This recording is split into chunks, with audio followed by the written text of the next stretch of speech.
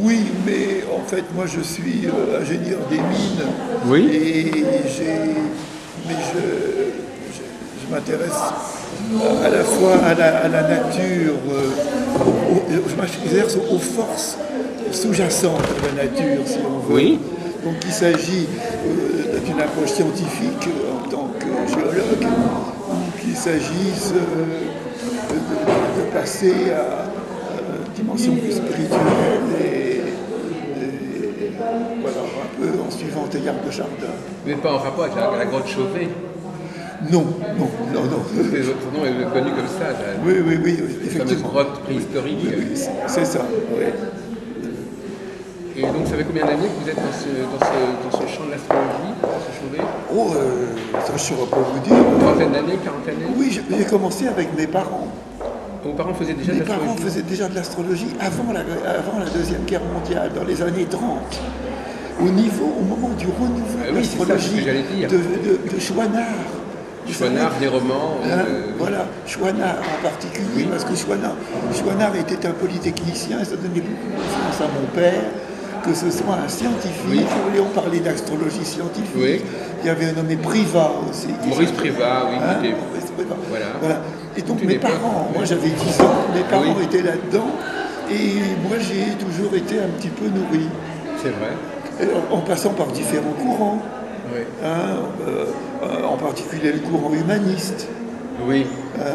Ruperti, Rudyard, etc. Et puis alors le courant conditionnaliste. Oui, bien sûr. Dans les années 60. Oui. Voilà, et le conditionnalisme un peu dissident de Bernard Blanchet, Oui. Sylvie Bauget, vous voyez. Oui, absolument, des Nantais. Oui. Voilà, les Nantais, j'ai suivi des stages avec eux. Voilà. Oui, d'accord. Et donc finalement, tout ça, ça vous a amené à écrire sur l'astrologie? Pas tellement. Non, vous n'avez pas tellement écrit. Non, non, non, non. Vous n'avez pas un homme d'écriture. Mais vous avez des thèses à vous, des positions à vous sur l'astrologie, au niveau technique, au niveau symbolique, au niveau... C'est-à-dire que effectivement, j'ai animé, quand j'étais dans la région parisienne, j'ai animé une sorte de club dans lequel on se réunissait avec des gens qui avaient des notions d'astrologie. Il s'appelait comment ce club? C'était le centre culturel de Parmain. Parmain dans le Val d'Oise. C'est comment par main? PAR et Mayenne. D'accord, oui. Ouais. Et CPCLC, ça s'appelait. Mais ça donc le nom ne comportait pas l'astrologie dans son titre. Pas du tout. Non, c'était un centre culturel. Et Mais il y avait une dans section le cadre, j'avais monté une section. Et cette section existe toujours, bien que ça fait... La section astrologie existe toujours? Oui. Qu'est-ce qui s'en occupe? Eh bien, c'est Dans le 95, c'est ça? Marie-Hélène Coustou. Ah oui? Marie-Hélène Coustou. Oui. Je crois qu'elle devait venir hier d'ailleurs, mais je ne l'ai pas, donc je l'ai loupé, je ne pas pu venir. Bon, Marie-Hélène Coustou, qui donne des cours, et qui continue à donner À Parmain. des cours à Parmain. À Parmain. Sous forme, si vous voulez, d'étudier le thème de l'un de l'autre. Oui, oui, oui. Hein? Oui. Et puis de regarder des techniques que j'apprécie beaucoup. D'une part, celle que tout le monde utilise, c'est-à-dire les transits, et d'autre part, ce qui est moins utilisé, ce sont les lunaisons progressées, Oui. les cycles de lunaisons progressées. Alors là, je dirais qu'en vieillissant, ma mémoire synthétique est plus faible, Oui. je me raccroche beaucoup à cette technique. Oui. Oui, parce qu'effectivement, ça simplifie les choses un petit peu. Oui, et puis ça fait un lien entre la psychologie et les événements, et l'événementiel. On a toujours un peu envie de faire ça. L'événementiel, il faut mieux le faire sur le passé que sur le futur. Mais par contre, il est toujours dans la carte, sous-tendu par un état psychologique. Hein. Alors les lunaisons, c'est un jour pour un an, c'est ça? C'est ça, c'est un jour pour un an. Donc la Lune, 30 jours, en 30 jours, fait un tour. Entre deux nouvelles lunes, il y a approximativement 30 jours, qui correspondent à des phases d'un projet. Et ce projet, on essaye de le définir soit en regardant le point de la conjonction Soleil-Lune, soit dans le point de la conjonction Soleil-Lune précédente, Oui. hein, soit à l'aide des symboles sabiens. Ah, les degrés monomères. Vous connaissez les symboles sabiens, Oui. le bouquin de Rudyard. Mark Edmund Jones, Rudyard, oui. Voilà, c'est ça. Et Les degrés saviants. Oui. les degrés, sur les degrés. Et en fait, je cherche le degré sur lequel s'est passée la lunaison, la nouvelle lune progressée. Je regarde le degré, je regarde le symbole sabiant, et j'en déduis une orientation pour les 30 ans à venir, Eh oui. pour le projet des 30 ans à venir. Eh bien, C'est presque saturnien comme système. croyez-moi, ça marche très très bien. Oui, c'est Saturnien, il y a toujours le 30. Hein. Oui. Il y a toujours les 30 ans. Mais au lieu de démarrer à la naissance, ça démarre à la nouvelle lune. Mais c'est très mystérieux, ces degrés sabiens, c'est très mystérieux dans son origine. Tout à fait. C'était une voyante qui a dit ça. Voilà. Il avait travaillé avec une voyante. Ouais, oui. C'est tout à fait étrange, et moi, en tant qu'ingénieur, je devrais avoir le plus grand scepticisme sur ce genre de choses. Mais d'un autre côté, en tant qu'ingénieur, je me dis, bah, on me donne un procédé, je vais regarder s'il marche. Oui, enfin un ingénieur, normalement, il aime bien comprendre pourquoi les choses marchent. Oui, mais moi, je crois que la première, c'est peut-être de constater que ça marche. C'est d'avoir l'honnêteté de dire, ça marche, et on peut peut-être essayer ensuite de savoir pourquoi. Ah oui, ça m'intéresse votre regard d'ingénieur sur l'astrologie. Ouais. Là, effectivement, je crois que beaucoup de vos collègues, vos condisciples ne vous suivraient pas parce que un ingénieur, il aime bien aussi regarder le moteur et voir si tout est en ordre. Parce que ça marche. Mais c'est pas toujours facile de dire que ça marche finalement. Le mot ça marche, c'est un mot qui est emprunté à la technique. Un appareil marche ou ne marche pas. Oui, mais dans le domaine de la psychologie, c'est quand même plus subtil. Ah bah, c'est-à-dire que si la comparaison, c'est le symbole que je propose, fait vibrer quelque chose dans l'interlocuteur. Voilà. C'est ça que ça veut dire. Ça veut dire que là, ça passe, le courant passe. Le courant passe. Oui. Hein.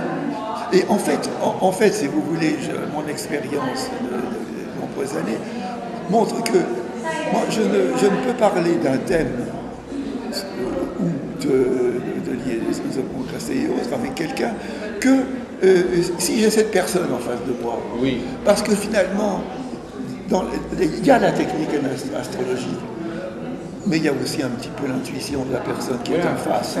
Il faut être juste. Donc, c'est pour ça qu'à ce moment-là, on ne peut pas dire que c'est l'astrologie toute seule qui marche. Non. C'est l'astrologue aussi qui apporte quelque chose, sa dimension à lui. Voilà. Donc il fait l'interface en fait. Je crois que c'est important. Il y a un peu de... Un astrologue, à mon avis, n'est pas quelqu'un qui applique uniquement des recettes, etc.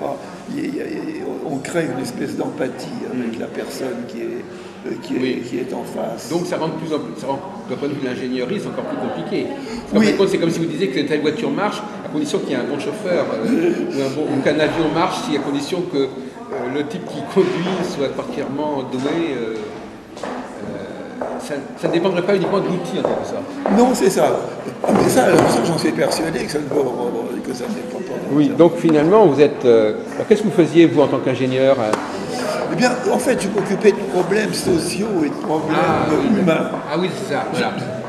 Finalement, je ne me suis jamais beaucoup occupé de technique. Et non, voilà, ceci explique cela. Voilà, j'ai été plongé, dès ma sortie de ma carrière, on m'a envoyé dans le sud marocain en 1947, si vous voulez, dans une chose que j'ignorais totalement, et pour faire fonctionner un chantier de charité pour des gens qui mouraient de faim, et à qui il fallait donner à manger en les faisant travailler, pas leur donner de l'argent. C'est plutôt un travail d'organisateur.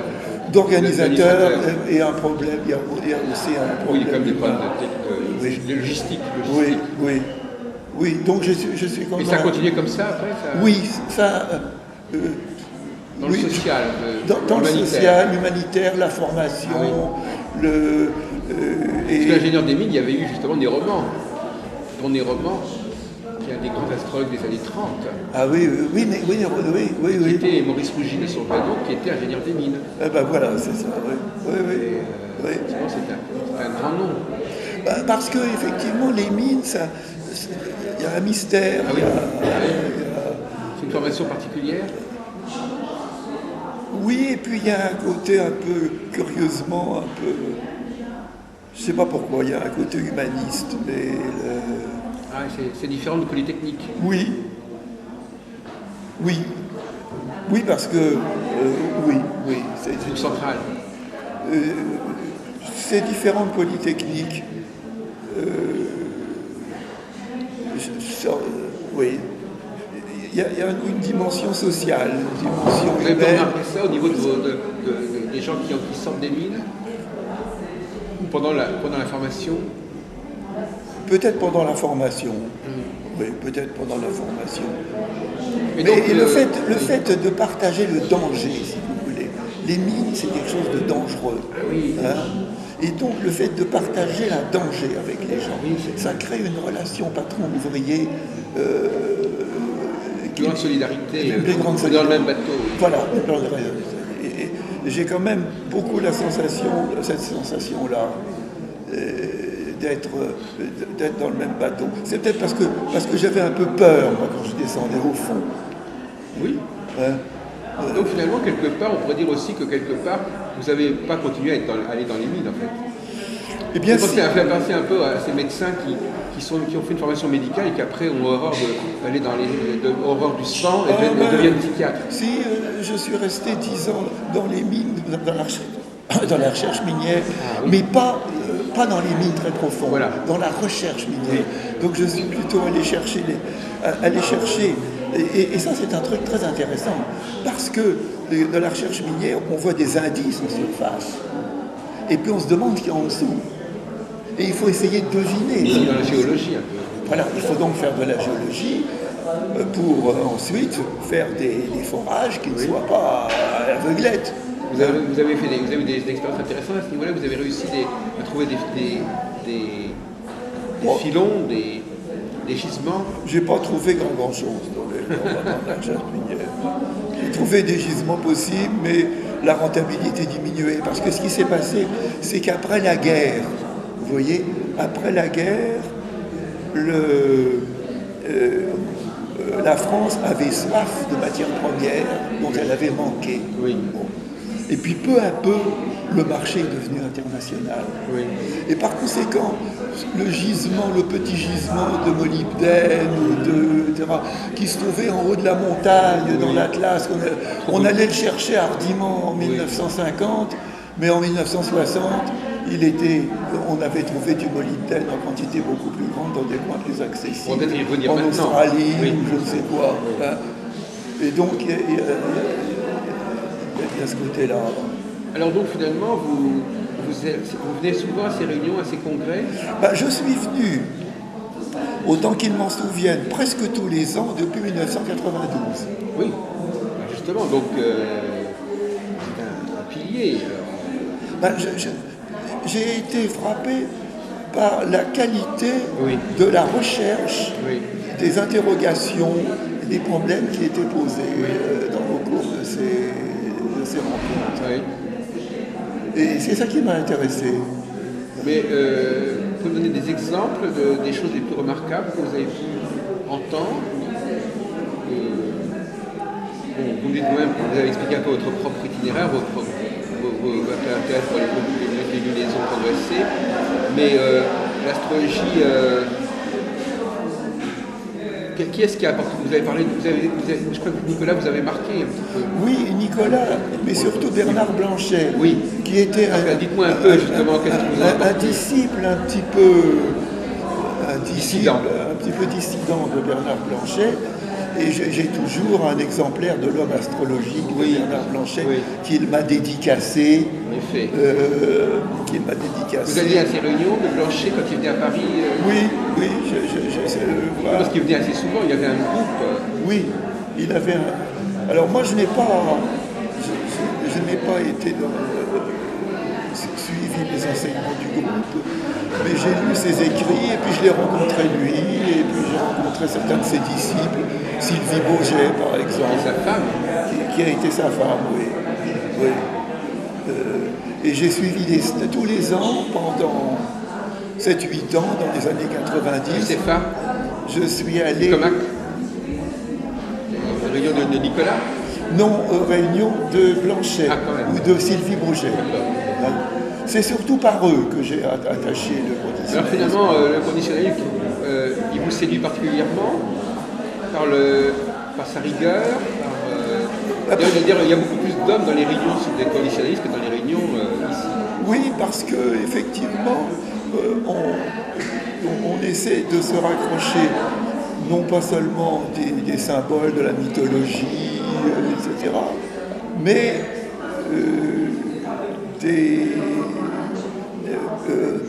de considérations physiques, n'est-ce pas, sur les jours qui s'allongent, donc ces discussions qu'on a ce matin depuis hier sur le symbolisme, c'est à l'opposé de Nicolas, quelque part, non? Oui, mais je crois que c'est complémentaire. Oui, c'est ça. Moi, pour moi, ce sont deux faces des choses. D'ailleurs, ce matin, on parlait très bien de la face masculine, la face féminine. Oui. Bon, c'est vrai, ça joue un petit peu comme ça. Je pense qu'il ne faut pas abandonner le symbolisme. Je suis moi-même très sensible au symbolisme des religions, par exemple. Oui. Hein? Mais par contre, la nature me paraît une œuvre du Créateur exemplaire, qui réveille le Créateur, qui révèle le Créateur. Donc vous pensez, par exemple, quand on prend le cas de Nicolas, vous pensez que son système RET, il a raison de dire que le système solaire est porteur de son propre message, voilà. Qu'il est déjà une entité pensante, en quelque sorte. Je sais pas je veux dire que les planètes ne sont... On peut déterminer la signification de la planète d'après sa distance au Soleil ou d'après sa... Oui. Il y a une étude astronomique de l'astrologie. Oui, je pense que moi-même, je faisais partie, quand j'étais jeune, de la Société astronomique de France. Oui. Donc effectivement, je rêverais d'être comme les astrologues astronomes comme Kepler, comme Ptolémée, oui.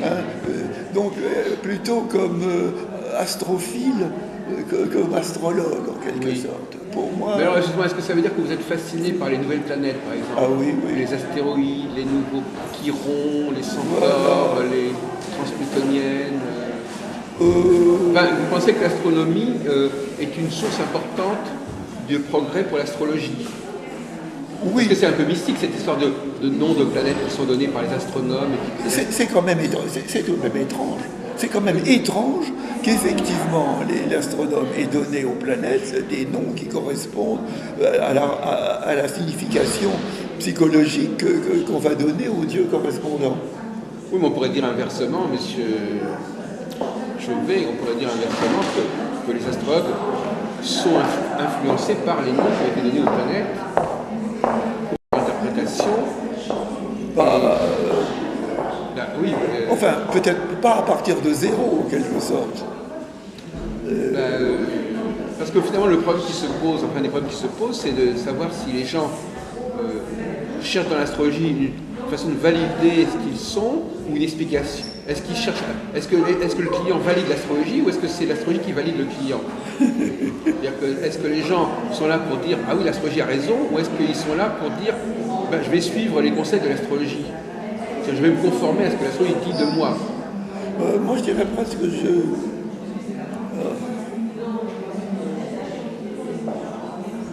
je dirais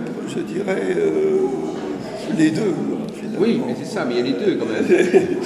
L'astrologue va vers le client, vers l'astrologie, l'astrologie va vers le client, mais quelque part le client aussi, il est influencé par l'astrologie. Il est influencé par l'astrologue. Oui, parce que l'astrologue lui fournit un langage. Oui. Donc il n'est pas sans exercice. C'est l'observateur qui influe sur l'observé. Oui, ça c'est sûr. Ça c'est sûr. Les gens parfois ne se connaissent pas, ils attendent de l'astrologue qui leur donne, qui leur donnes une sorte de carte d'identité, en fait, tu leur Oui. donnes une filiation.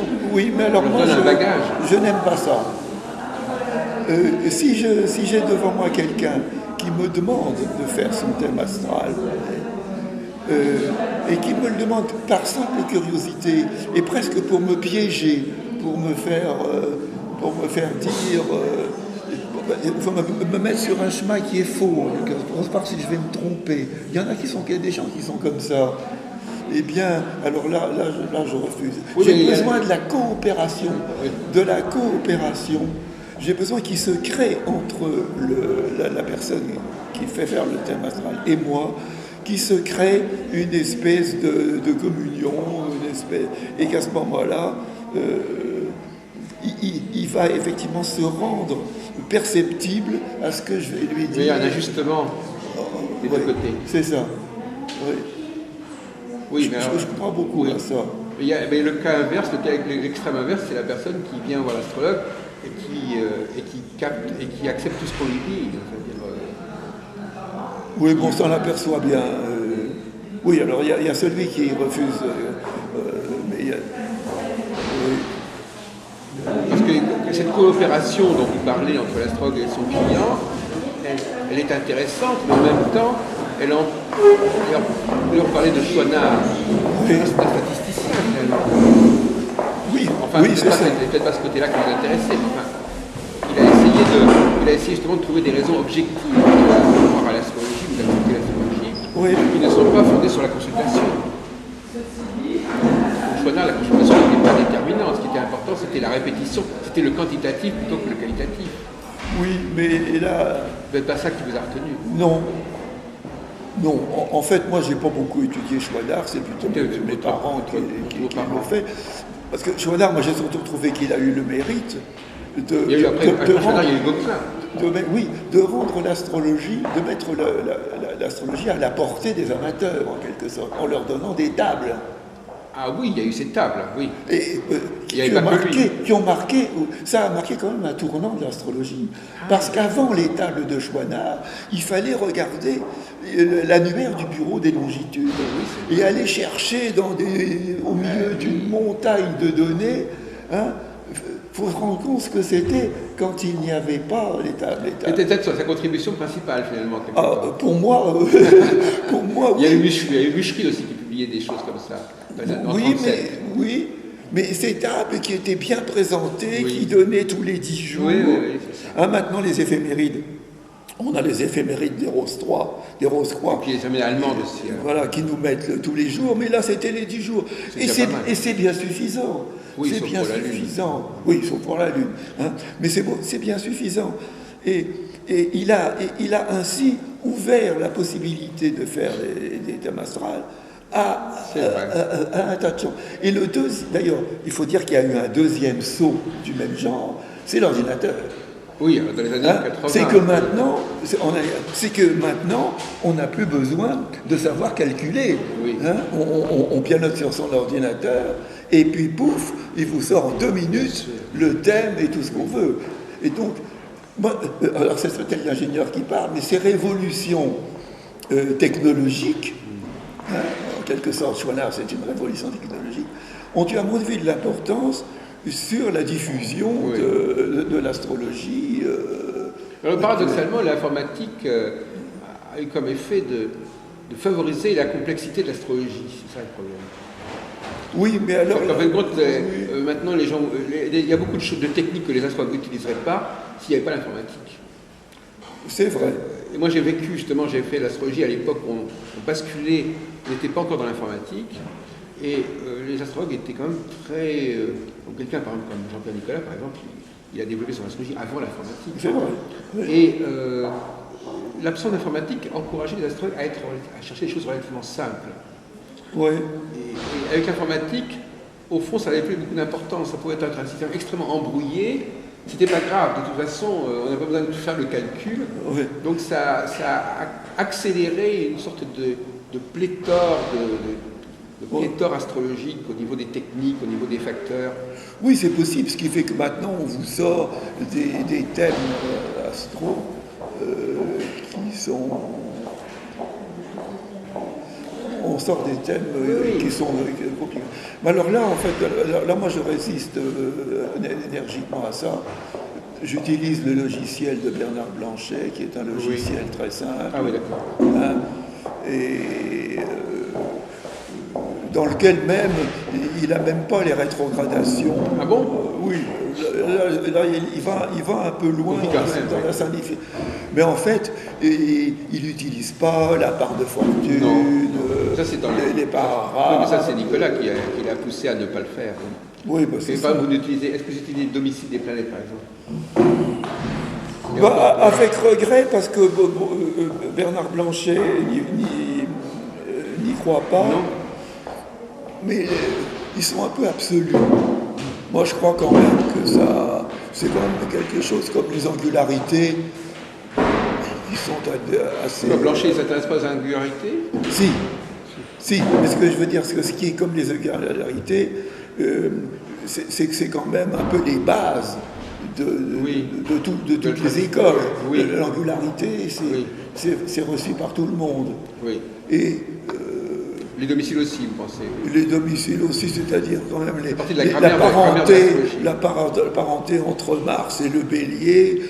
Je crois quand même que là, quand on décrit l'un ou l'autre, donc il ne faut pas être trop absolu là-dessus. Mais enfin, par contre, j'utilise peu les maisons, là, les maîtres de maison. Ah oui, les maîtrises. Les maîtrises. Oui, quand même pas. Non, ça j'utilise pas. Les 8 en 5. Donc j'utilise le système des cartes et des maisons, vous voyez. Ah oui, les cartes. Les cartes, la division en 4, les cartes, intégration. Ah oui, d'accord, oui. Vous avez les cartes sujet, objet, relation, intégration. Oui, il y a ce qu'il appelle le SORI. Le SORI, c'est ça. Et puis les triangles, là, avec les maisons. Donc l'un exprimant de quoi on se nourrit et l'autre ce qu'on fabrique. Oui. Alors ça marche, ça marche comme je vous disais, on reprend mon expression. Ça marche assez bien, ça. Ça marche, oui. Oui, c'était un mot qu'on emploie beaucoup en astrologie. Hein. Oui, c'est vrai. Et c'est un langage emprunté, comme on dit tout à l'heure, à la technique. C'est-à-dire comme le téléviseur qui marche ou qui ne marche pas. C'est vrai que... Non, c'est vrai. Ça vaut le coup de se... Nous retournons à l'école. Oui. Bah, moi, je vais y aller tout à l'heure. D'accord, non, moi, je ne vais pas vous retenir, mais c'est bien d'avoir pu parler un petit peu. Alors, vous connaissez un peu les astrologues de la région, monsieur Chauvet? Pas beaucoup, parce que je n'y suis pas depuis longtemps. Ah bon, avant vous étiez à Paris? Oui, j'étais dans le Val d'Oise. Ah d'accord. Donc là, c'était là dans le Val d'Oise. Bah, peut-être que grâce à notre entretien, les gens vont pouvoir vous contacter, les gens du coin. Alors, je fais partie du CEDRA. Oui. Vous allez sur la clé? Vous allez sur Internet? Non, je vais rarement sur Internet, non. Qu'est-ce que ça vous apporte, le CEDRA? La banque de données. Oui. Parce que moi, j'aime bien, si je lis un livre, un peu, d'avoir le thème de son auteur. Et vous le captez comment? Par Minitel, par Internet? Par Internet. Oui, quand même. Oui, je le capte par Internet. C'est ça, mais je n'utilise pas le... Vous n'écrivez pas sur le CEDRA, sur la clé? Voilà, je n'écris pas. Ah oui. Parce que, en fait, j'ai dû m'affilier au CEDRA d'il y a 20 ans. Oui. Qui n'avait pas tout ce forum et tout ce luxe de... C'était encore l'époque du Minitel. Voilà, c'était en 86. Tout à fait. C'était l'époque du Minitel. J'en suis resté un peu là, finalement. Oui, c'est pour ça que mais vous n'avez pas de Minitel maintenant. Non, mais... Je ne sais même pas s'il y en a encore, d'ailleurs. J'utilise l'Internet un peu comme un Minitel. Ah oui, d'accord, oui, c'est ça. Et pas tellement comme les forums de discussion, etc. Et puis... Donc finalement, vous ne discutez pas vous discutez avec personne d'astrologie, alors? Vous parlez d'astrologie autour de vous, vous enseignez, vous avez des adversaires, vous avez des... Ah non, ça je... Non. Enfin, des gens avec qui vous discutez d'astrologie, ça vous est déjà arrivé quand même? Oui, ça m'est arrivé d'abord parce que jusqu'il y a 2 ans, j'allais en stage avec Bernard. Oui. Bernard encore, il y a encore avec 2 ans. Sylvie. Oui. C'était Sylvie jusqu'il Oui, y a c'est 2 ça. ans. Hein. Oui. Bon. Et là, je viens de déjeuner chez une copine parisienne Qui s'intéresse à l'astrologie, bien sûr. qui s'intéresse à l'astrologie que j'ai rencontrée Dans ses stages, oui. dans ses stages. Donc j'avais ces stages. Et puis, il y a des gens qui me demandent, quand il y a un nouveau-né dans la famille, ou chez les Oui. amis. Vous êtes l'astrologue de bien, service. et mes enfants, quand ils ont une décision à prendre, m'appellent. Ah bon? Mais oui.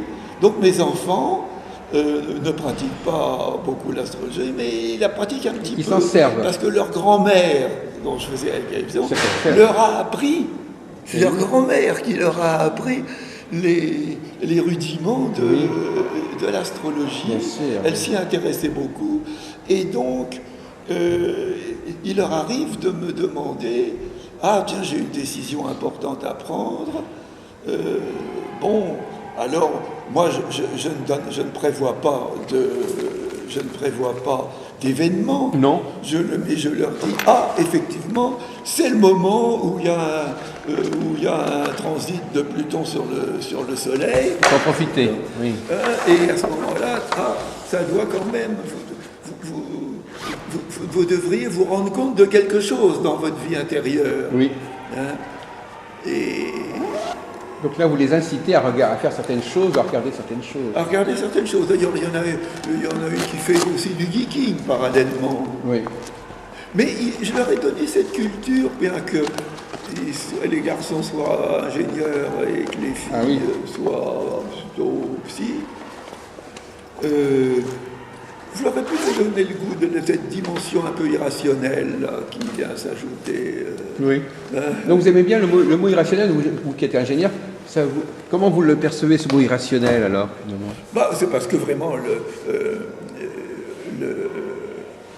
c'est ce qui dépasse, c'est qu'il y a une phase qui est accessible de la connaissance qui est accessible à une pensée logique, et puis une autre qui est beaucoup plus intuitive, qui est beaucoup plus liée à ses expériences, aux émotions qu'on a reçues. Et je crois qu'il faut un peu éclairer les deux. Alors justement, qu'est-ce que vous pensez de cette discussion sur le masculin et le féminin, justement, à propos de... L'irrationnel serait plutôt du côté du féminin, alors, finalement du ils essaient de nous expliquer le contraire, quelquefois. Je n'ai pas pu venir de Montpellier très très tôt. Je suis arrivé hier, donc j'ai uniquement vu la dernière séance de ce Monsieur matin. Berry, vous n'étiez pas là hier? Non. matin, oui, donc vous avez suivi Monsieur Cazenave et puis... Voilà, Monsieur Cazenave. Oui. Oui, j'ai été un peu perdu. Hein. Oui, je comprends, oui, je ne m'étonne pas. Enfin, j'ai un petit peu quelques notions sur la culture égyptienne, mais enfin... Mais justement, une des questions qui a été posée, c'était est-ce que la Lune est masculine ou féminine? Ça, c'est un sujet intéressant. Ce que je sais, c'est qu'il y a des langues dans lesquelles le soleil est féminin. Oui, comme en allemand, notamment. Par exemple, voilà ça. En arabe. En arabe aussi, je crois, si je me souviens oui, c'est bien. ça. Shams. C'est ça. Et la Lune, Donc ça interpelle les astrologues. Est-ce qu'à votre avis, il faut interpréter un thème différemment? Il faut regarder autrement selon que la personne est un homme ou une femme? Parce qu'on en parle de temps en temps, mais en fin de compte, personne ne le fait. Les femmes ne vont pas dire qu'elles sont béliers parce qu'elles ont la lune en bélier, par exemple. Non, effectivement. Non, c'est certainement pas des... C'est vraiment des nuances. Hein, Non, moi, je ne fais pas de différence. Oui.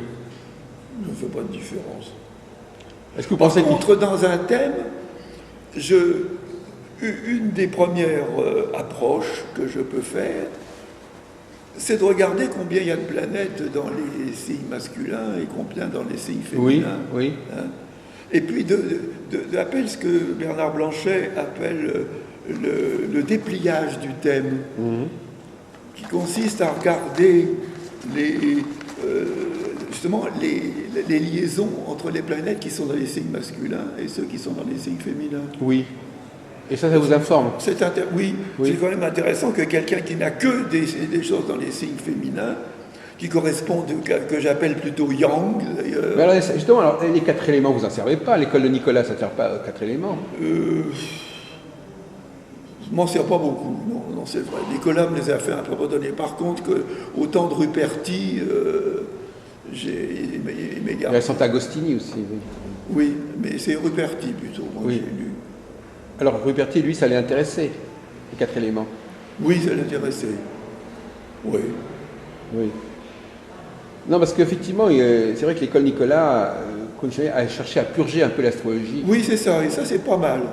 Justement, une question que j'ai discutée, dont j'ai parlé ce matin avec certaines personnes, c'était, vous avez probablement remarqué qu'il y a très peu d'hommes dans cette Oui, réunion. ça a toujours été comme ça. Non, mais là, ça devient presque caricatural. Surtout que c'est des personnes âgées, en plus, relativement des femmes âgées, qui constituent 80% du public. Et on s'est demandé à quoi ça tenait, et si l'astrologie ne devait pas se modifier pour pouvoir s'ouvrir davantage au pôle masculin, parce que c'est pas normal que ce soit à ce point-là. D'un côté, on nous dit qu'il faut équilibrer, et d'autre côté... Alors, il y a des gens qui disent, vous n'êtes pas choqué par cette absence des hommes? Ben, je suis choqué par l'absence des hommes dans la plupart des choses que je fais. Hein? C'est-à-dire que je suis catholique, et donc je suis les activités de ma paroisse. Oui. Vous êtes sur Montpellier même ou à côté de Montpellier? Pour le moment, alors maintenant, je suis à côté de Montpellier depuis 2 ans. Bon. Eh bien,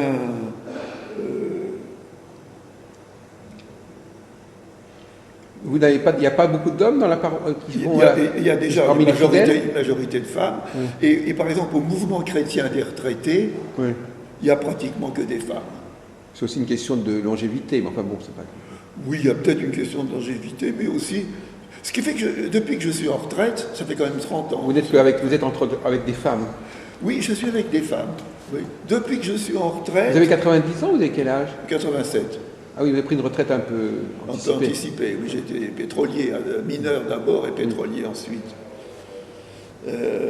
Oui, vous êtes donc, depuis 30 ans, vous êtes dans un milieu très féminisé. Je suis dans un milieu très féminisé. Je me suis demandé ce que faisaient les hommes. Bah, ils regardent le foot.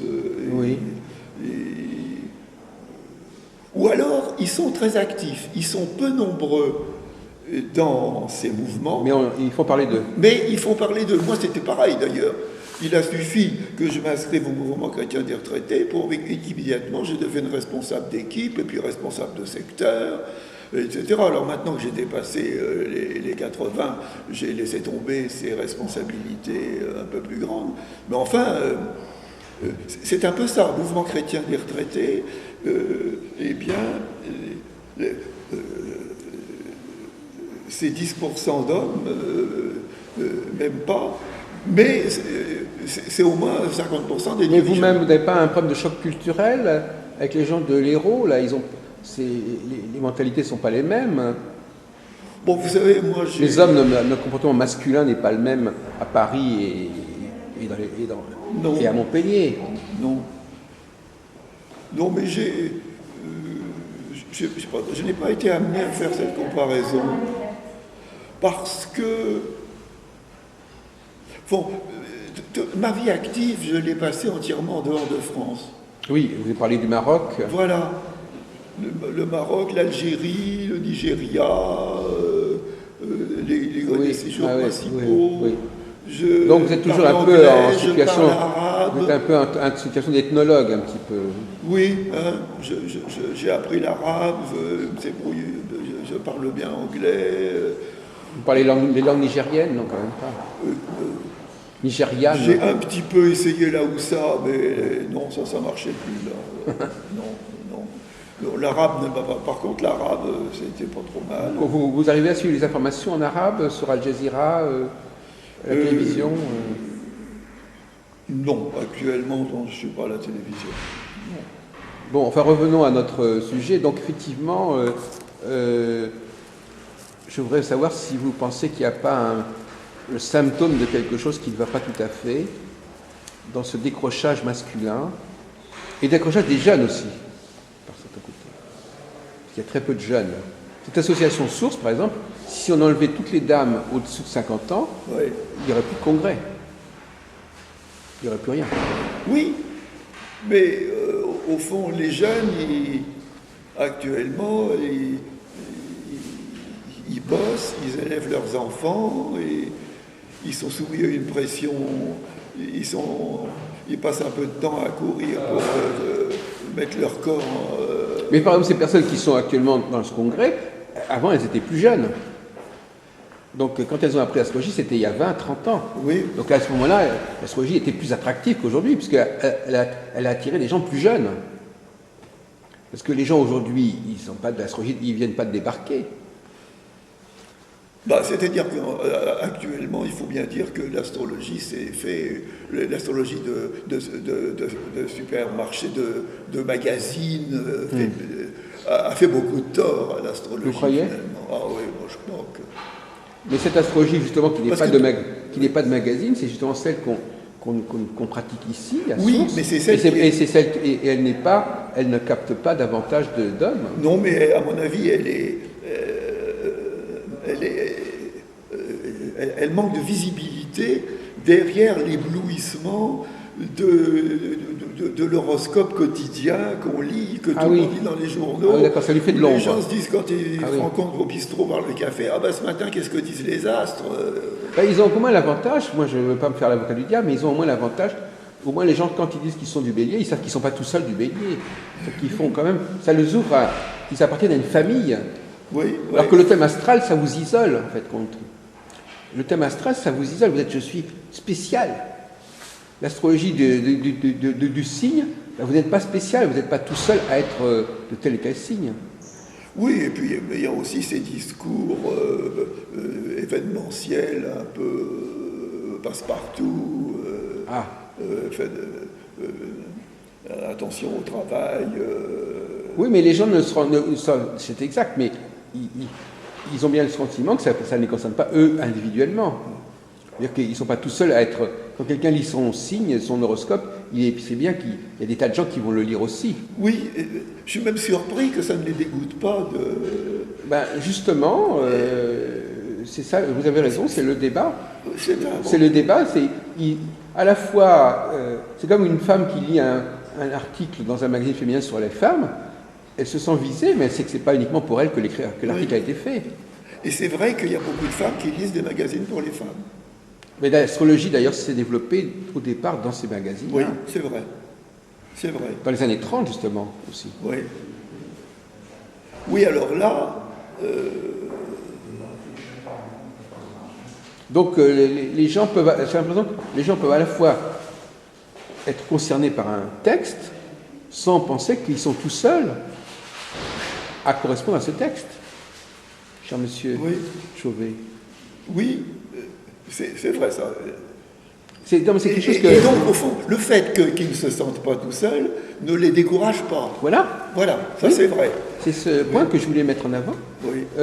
Souvent, les astrologues s'imaginent que parce que ce n'est pas votre thème, vous sentez que ça ne vous concerne pas. Mais les gens peuvent s'identifier à une catégorie. Mais il est certain que les gens ça les aide à se voir eux-mêmes. Oui, mais en sachant aussi qu'ils ne sont pas tous seuls dans ce cas-là. Oui. Alors que le thème astral aurait tendance à laisser supposer que vous êtes tout seul à avoir ce thème. Donc ça développe quelque part, c'est un peu un des dangers du thème astral. Ça développe un côté un peu, ah oui, mais moi je suis comme ça, et puis il n'y a personne d'autre qui est comme moi, je suis un cas spécial. Oui, je n'ai pas pensé tellement ça, parce que les gens savent bien que... Le thème astral, c'est quelque chose de très unique, quelque part. Il y a très peu de gens qui ont le même thème que vous. Alors que des gens de votre signe, il y en a des millions. Oui, c'est ça. Mais par contre, je vais tout de suite essayer d'analyser le thème astral en un certain nombre d'éléments qui, eux, sont communs à plusieurs. C'est-à-dire, je vais commencer, je commence par regarder le milieu du ciel, par exemple. Oui. Bon. Et avant même d'avoir regardé tout le reste, j'ai déjà quelque chose à dire de celui qui est le milieu du ciel. Voilà. Vous allez du général vers le particulier. Voilà, c'est ça. C'est-à-dire que de la montagne de choses qu'il y a dans la terre, je tire un élément, lui, qui est valable pour tous. Oui, vous êtes obligé quelque part. Voilà. Hein. Et donc, c'était d'ailleurs l'essentiel de mon enseignement à Parmain, c'était de leur expliquer que déjà, quand j'avais regardé attentivement le milieu du ciel, l'ascendant, le soleil et la lune, ah ben oui. eh bien, une fois que j'avais regardé ces 4 éléments, en maison et en signe, eh bien, mon Dieu, j'avais déjà créé le squelette. Le squelette. Et qu'il ne fallait pas que je l'oublie, ce squelette. Et qu'après, je ne perde pas dans les détails. Ah oui, oui. Hein. Donc, est resté... voilà, c'était... Voilà, donc finalement, en effet, oui. Vous avez quand même un goût de la simplification nécessaire. Une simplification nécessaire, mais qui est quand même 4 éléments comme cela, avec possibilité en 12 maisons et en 12 signes. C'est déjà quand même beaucoup de possibilités. Ça fait beaucoup de possibilités. Oui. Hein. Le thème astral, d'un côté, en astrologie, il y a 2 choses. Il y a le thème, il y a le cycle. Oui. Le thème, c'est une combinatoire de cycles, en fin de compte, quelque part. C'est un instant T. Oui. Mais en même temps, on attache beaucoup d'importance aux relations entre les facteurs du thème et on ne situe pas le cycle dans sa durée, de quelque sorte. Par exemple, on ne va pas étudier le cycle de Saturne ou de Jupiter en particulier. Oui. On va étudier les interactions entre les cycles. Oui. Et quelque part, la notion de cyclicité est un petit peu négligée en astrologie, il me semble. Parce que le thème astral, c'est la combinatoire de tous les cycles à un moment donné. Oui, c'est la spatialisation de l'astrologie. Le noble travaille beaucoup là-dessus. Oui, mais en même temps, il est quand même pris un peu par cette mode du thème.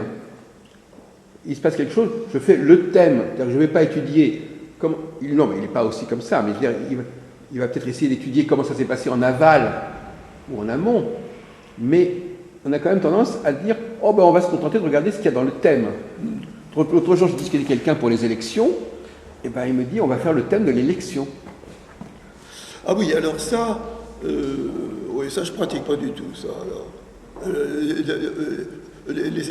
L'astrologie des événements, alors... Oui, mais enfin, on peut... Non, mais même sans faire des événements, on peut situer les événements dans une cyclicité, dans une continuité. C'est ça. C'est le noble. Oui. Mais il y a beaucoup d'astrologues qui ne savent pas faire ça. Au point que le bagage de beaucoup d'astrologues, c'est je sais, vous me donnez un thème, j'interprète le thème. Et je ne sais pas, vous en tant qu'ingénieur, ça implique une sorte d'interdépendance entre tous les facteurs, mais en même temps, on n'étudie pas chaque facteur dans sa continuité dans le temps. Oui.